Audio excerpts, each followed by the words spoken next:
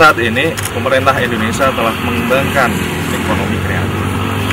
Dengan pengembangan ekonomi kreatif tersebut diharapkan akan memacu atau mengembangkan lebih banyak sektor perekonomian yang lebih produktif. Salah satu contoh dari ekonomi kreatif adalah pengembangan di bidang agrobisnis.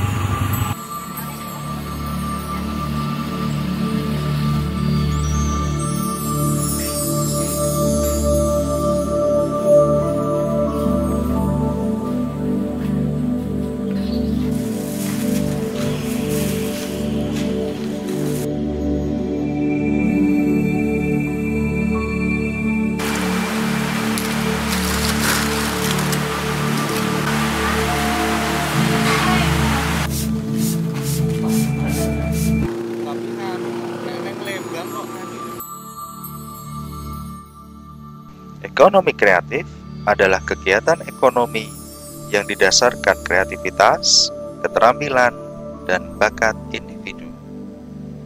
Input utama ekonomi kreatif adalah gagasan untuk menciptakan sesuatu.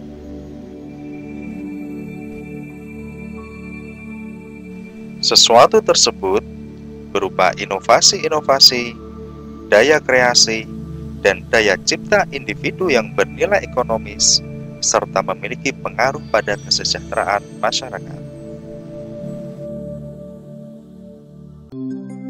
Sesuai dengan instruksi Presiden Republik Indonesia Nomor 6 Tahun 2009 tentang pengembangan ekonomi kreatif yang mencantumkan mengenai sasaran, arah, dan strategi pengembangan ekonomi kreatif.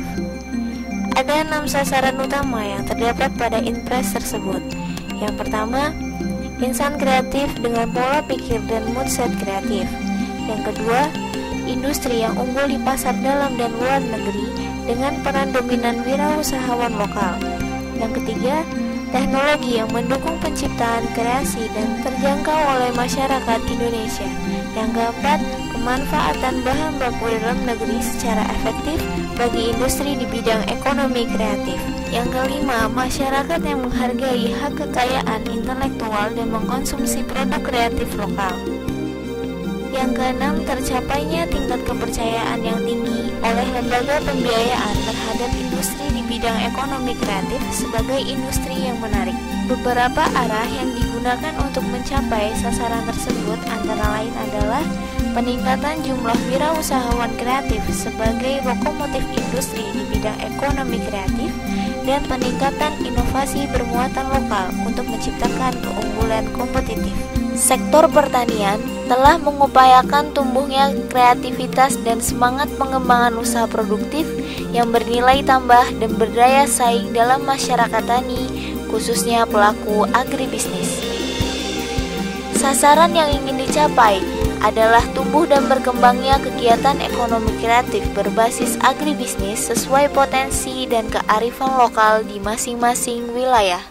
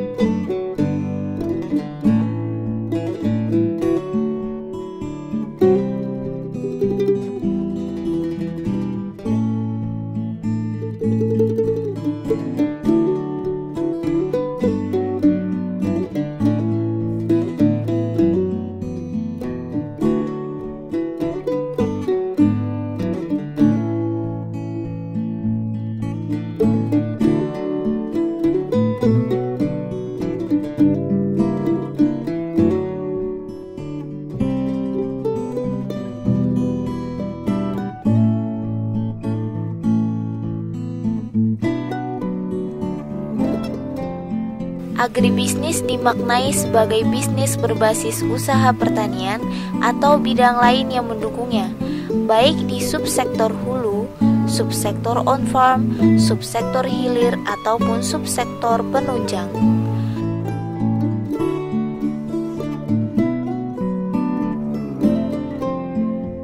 Subsektor hulu yang menunjang kegiatan agribisnis antara lain adalah penyediaan sarana produksi pertanian, seperti pupuk, benih, bibit, dan lain-lain.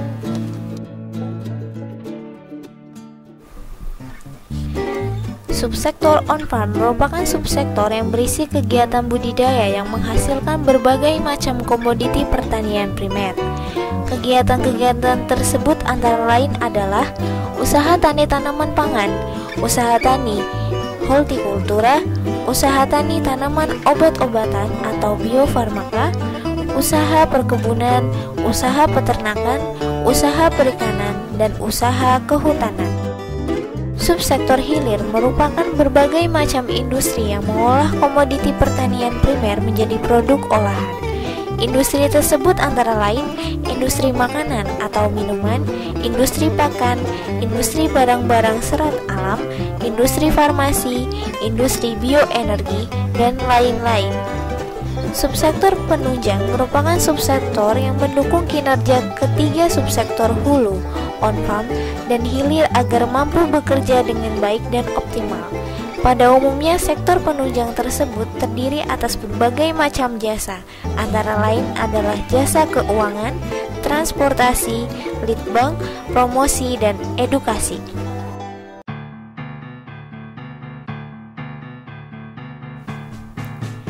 Sebenarnya terdapat banyak sekali peluang pengembangan usaha kreatif pada subsektor hulu di bidang agribisnis. Di antaranya adalah produksi pupuk organik, baik padat maupun cair.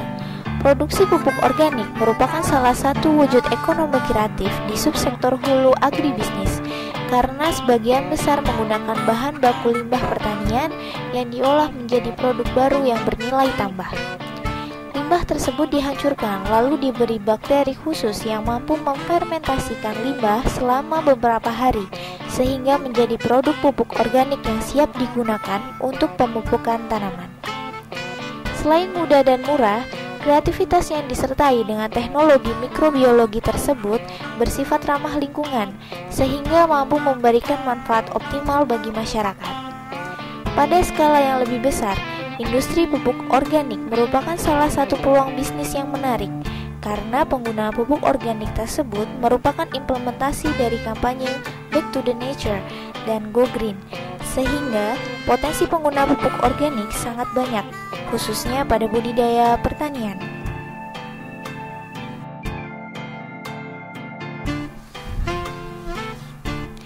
Pada subsektor on-farm telah dikembangkan teknik-teknik budidaya yang lebih maju. Contohnya adalah budidaya jamur tiram. Bahan baku backlog jamur tiram yang diambil dari limbah penggergajian kayu ternyata mampu memberikan nilai tambah.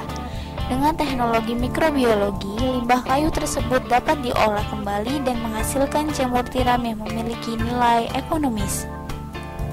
Telah banyak bermunculan pengusaha jamur tiram di berbagai daerah. Model yang digunakan untuk mengawali usaha tersebut juga relatif murah, sehingga dapat dilakukan pada skala home industry. Dampak positif dari kegiatan tersebut adalah mampu menciptakan lapangan pekerjaan, menyediakan bahan pangan yang murah dan bergizi, serta meningkatkan pendapatan masyarakat khususnya pengusaha jamur tiram. Subsektor hilir merupakan salah satu subsektor penting dari sistem agribisnis yang bertujuan menghasilkan produk turunan komoditas pertanian. Makanan ringan yang banyak dijual di pasaran merupakan produk hasil dari subsektor hilir. Perkembangan selera konsumen yang semakin beragam memaksa produsen untuk semakin kreatif dalam membuat aneka jenis makanan ringan yang diminta oleh konsumen. Contohnya adalah keripik buah dan getuk goreng Sokaraja.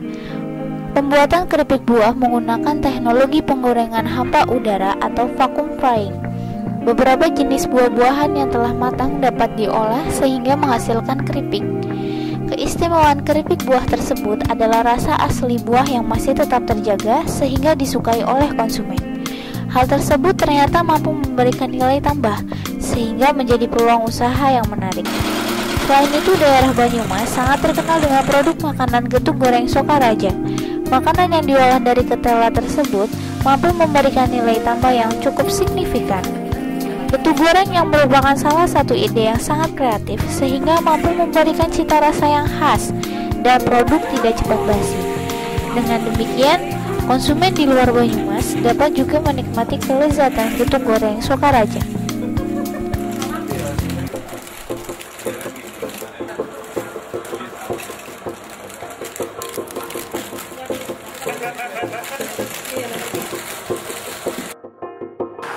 Subsektor hulu, on-farm, dan hilir pada agribisnis tidak akan berjalan lancar tanpa adanya dukungan dari subsektor penunjang. Salah satu wujud ekonomi kreatif di subsektor penunjang adalah publikasi dan desain grafis untuk menunjang pemasaran produk agribisnis. Dengan berkembangnya media audiovisual yang mudah diakses masyarakat, turut mendukung perkembangan usaha publikasi dan desain grafis tersebut. Website, YouTube, jejaring sosial, dan media online lainnya merupakan sarana efektif untuk memasarkan suatu produk. Jangkauan pemasarannya pun mampu menjangkau calon konsumen secara global. Ketika ingin menggunakan sarana online tersebut untuk memasarkan suatu produk, dibutuhkan konten yang menarik dan informatif, sehingga mudah menarik minat konsumen untuk membeli produk yang ditawarkan. Demikian sekilas gambaran tentang ekonomi kreatif di bidang agribisnis. Semoga bisa menjadi tambahan informasi, wawasan, dan bermanfaat untuk kita semua.